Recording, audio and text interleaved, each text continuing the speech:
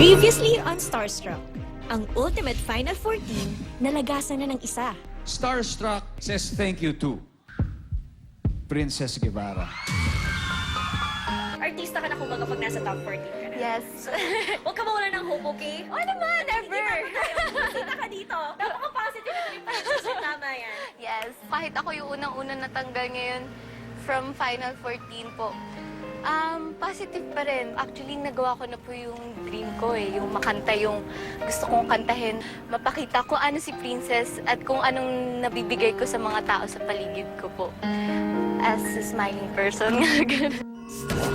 Starstruck, come on everybody, they're brand new stars. They'll have it in the beginning in the dream, believe, survive. Starstruck, come on everybody, they're brand new stars. They'll have it in the beginning in the dream, believe, survive. Starstruck, come on everybody, they're brand new stars. They'll have it in the beginning in the dream, believe, survive. Starstruck.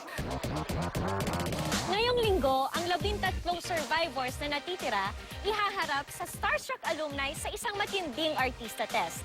Survivors versus the graduates. Ang mga baguhan itatapat sa may mga karanasan. Sina Ara San Agustin, Jay Arcilla at Lizelle Lopez ang sasabak sa unang challenge na yan. So, good luck sa inyo.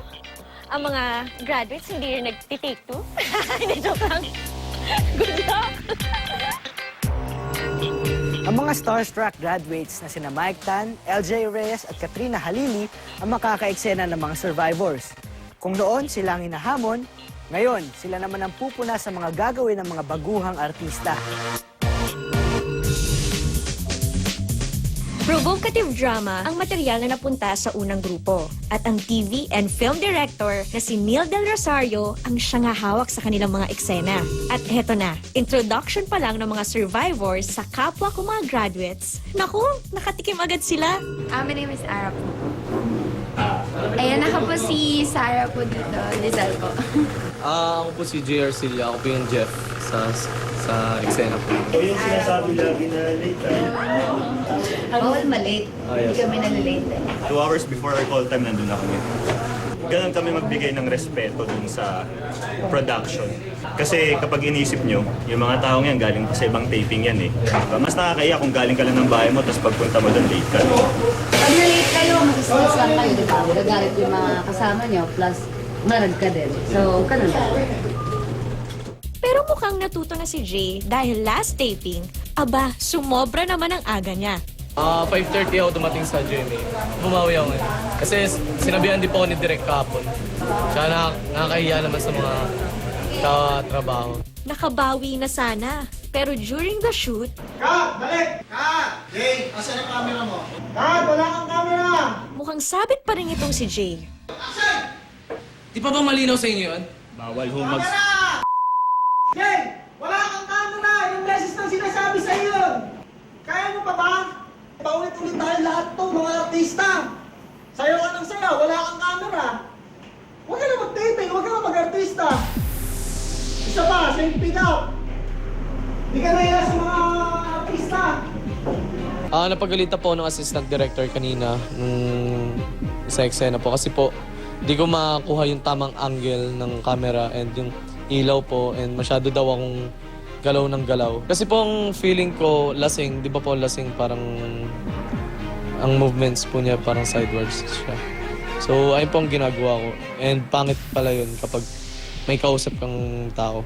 Kasi hinahabol ako nung camera. So yun po, nainis na po sa akin yung assistant director. And si Direk po, nainis na. Si Ara naman, medyo natagalan at nakailang takes dahil hindi malaman kung ano ang dapat niyang paghugutan. Bumabaklas ka. Hindi pwede yun. Do you want to be left out? No.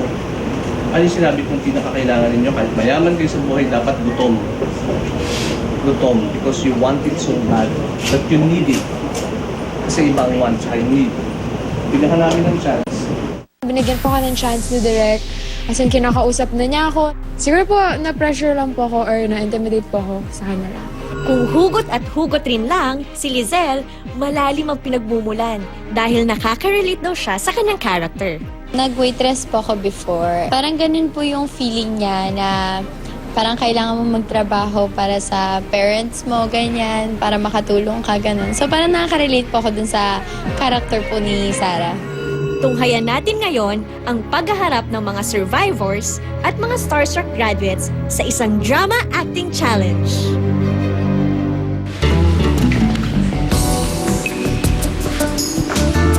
Oh, alam ko day off mo. Ano ba? Tagis mo nga ako! Oh, bakit? Problema? Wala ako sa mood. Bakit? Bakit wala ka sa mood? Ano nangyayari? Ay, nako yan si Madam. May kinuhang bagong dancer. Pinapacheck niya sa akin. Kikilatisin ko muna. Baka mamaya palitan ako na. Sige na. Kiss lang. Eh, ano ba?